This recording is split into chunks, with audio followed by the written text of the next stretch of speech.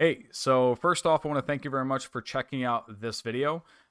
Initially, I had the intent to include these clips into the previous video that I released, but it turns out that I've covered too many points and then it ended up being too long. So I decided to make it into its own separate thing. So pretty much in this video, when I mentioned that if you're not interested in these points and you want to proceed to the next point, you would have to revert back to the video that you clicked from. So I apologize for the confusion. So with all that being said, let's proceed to my third point of what I would like in the Bloodstained Ritual of the Night sequel. All right, so here we are in Castlevania Symphony of the Night. Now, I'm going to try to keep this segment as short and simple as I possibly can. This is also more catered towards advanced technical players, speedrunners. So if you have no interest of this stuff, you can just skip over into my next point. Otherwise, if you are interested, then hear me out. So in Castlevania Symphony of the Night, first off, when you play casually, especially, you're going to notice that Alucard has the ability to backdash. Now, you will soon learn that you can just chain these backdashes, and ultimately it's going to be faster than just jogging normally, right?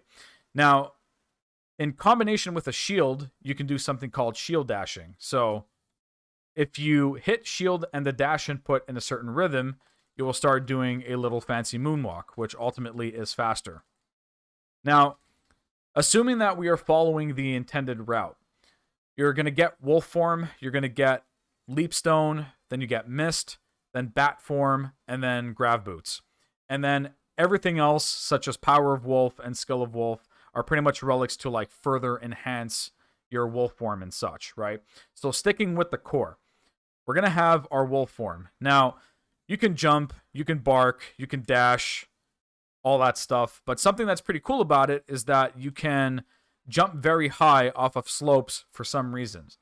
Now, something else that's pretty cool about transformations is that when you untransform, you have the ability to dive kick. Now, this is used to sequence break. I'm not going to get into that. Now, for Leapstone, as you would imagine, it gives you a double jump and it gives you a dive kick, right? And then Mist, this is actually in combination with Power of Mist, but usually as soon as you activate Mist, it fades away after like a second or so. So Mist is used to pass by gates and whatnot, and then you have the almighty bat form, which gives you the freedom to move anywhere you want, or fly, rather. And then as soon as you make it to the center clock room, you can get your grav jump, which makes things even more fun. Now, something that I really like is you can combine all of these relics and transformations to make a very robust, fun movement system. So what do I mean by this? Example, in my case, since I speedrun, a technique that we typically use is something called mist batting. So in combination of wing smashing or using bat form and then transforming into mist. So if I were to use the wing smash technique, you can mist bat and quickly snap left and right, up and down, right? Very, very handy technique. So if we were to combine this with, let's say, the grav jump, you can do something called grav bat. So you could do something like that. It retains the momentum as you keep on moving forward. You could do something like that with the dive kick as well, with using leapstone. So this is called bat kicking. So if, let's say, if I were to do it in these CD rooms, you could do something like this, right? Even with the combination of the standard backdash, you can do bat dashing, which is like so, right? So if you were to combine everything all together, you can get something like this.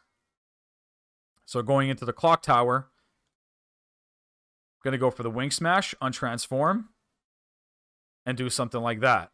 You're going to go for the dive kick. Maybe we'll go into wolf form over here, untransform, combine into more grav jumps, and do stuff like that, right? This makes it a very, very robust, fun system. Just having all of these techniques being able to mesh all together. It's honestly one of the aspects that makes this a very fun speed game if you are interested in trying it out. But even when playing casually, as soon as you start to learn all these techniques and actually use them while you explore in the castle, it is very, very fun. So that's pretty much the gist of it. And something else that's really neat as well is when you find all of these relics, you've explored about a quarter of the castle. So you still have a whole chunk of the game to just use these techniques and then have a lot of fun. So that's pretty much the gist of having this awesome movement system in Castlevania Symphony of the Night. So now let's move forward to Bloodstained and let's have some examples there. All right, so here we are in Bloodstained Ritual of the Night. So I'm going to be going over the key movement options that you're going to receive up until at the point where you hit like 1/4 of the castle. So I'm going to try to make a fair comparison to Castlevania Symphony of the Night. So the counterpart to shield dashing is backdash canceling, which is pretty much available outright at the beginning of the game as soon as you start. A combination between backdashing and canceling it with the down input. If you do it properly with a smooth rhythm, you'll be able to do something like this. This is definitely faster than walking normally. In this case, it doesn't seem like it because I have that special book that I think increases your movement speed. But basically, this is like the first, I guess, advanced tech that you can use. In combination with that, you get the Kung Fu shoes pretty early as well. Now, as I mentioned previously in the video, something that I find rather interesting is from the beta, you can do something like this. You can clear large gaps by doing your Rekka chain with the Kung Fu shoes, right? So, interesting movement option to have. Definitely something that you can reach areas. I assume that is intended to get some items and whatnot. So that's pretty cool. Now, moving towards the library, you're going to be getting the double jump. Now, it's pretty straightforward. Nothing super crazy. It's your typical double jump that could lead into a dive kick. Something that I do want to mention is that I feel that the dive kick has like a pretty nice angle in this game and is rather fast. So that's a nice plus about it. But this is where the drop-off happens. You're pretty much stuck with these options for a nice chunk of the game, up until you fight and kill Bathen, which then you will receive the Reflector Ray. Now, this is also a pretty neat shard, but it doesn't really combine with your options all that well. And the reason being is because you're forced to use this while on the ground. At the very least, you could move and charge it up, but you can't use it in the air. Also, that was a funny visual bug, but notice that it's not charging up as I'm in the air, and you can only activate it when the beam is fully extended, right? After that, you'll get invert. Now, invert is not exactly a movement option, but it is a key shard. Something that is also pretty neat about it is that it does mesh well with your typical movement options in gameplay. So, example, if you're just playing normally, I don't know, like let's say, for example, we go here. I'm going to start doing my thing. I'm going to double jump, invert. I'm going to go back down over here, invert once again, and then you'll proceed. So the way that like it snaps into your inputs quite nicely, a nice smooth transition. It's a pretty cool shard to have, but it's not really a movement option, but it's a pretty cool tool.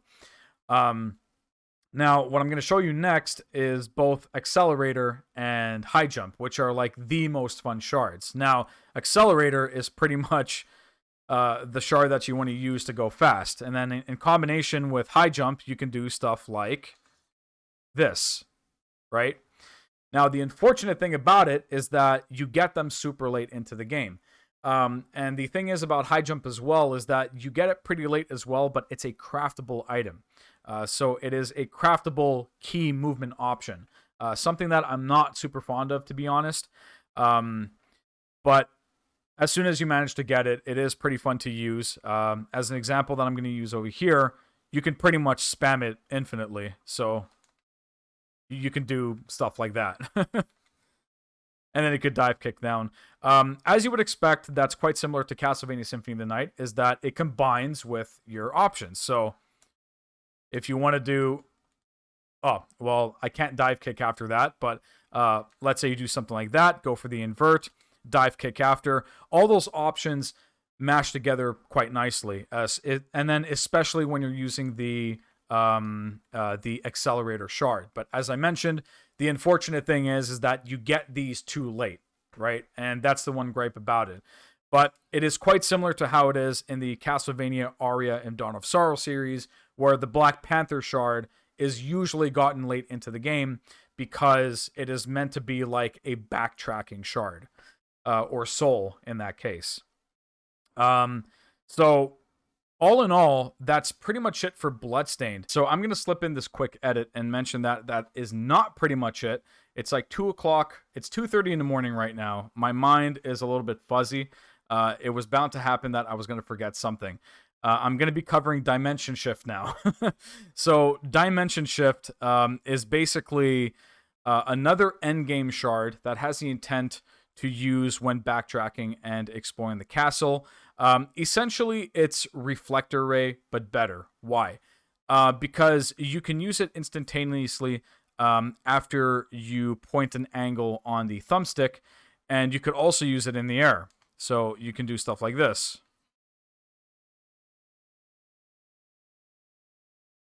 Something else that's pretty cool about it, like let's find a platform or some kind of wall. You can use this to basically phase through solid platforms. So like that. So as expected, this pretty much mixes in better, a little bit better than the Reflector Ray shard. That is a little bit more restrictive. This being an endgame shard, it's kind of expected that it's going to be a little bit more powerful. So that's it for the Dimension Shift. And now back to the original clip. You got some neat options, but the problem is that they are spaced out a little bit too far. You have a bit of restrictions going on. So something that I'm kind of hoping for the sequel is if Artplay could kind of, I mean, they don't have to copy one-to-one from the previous games, but if they could tighten up that time frame to which it fills in the void so that you get some fun options along the way. That's something that I really hope is going to be the case for the sequel. So thank you very much for tuning into this segment, and let's proceed to our next point.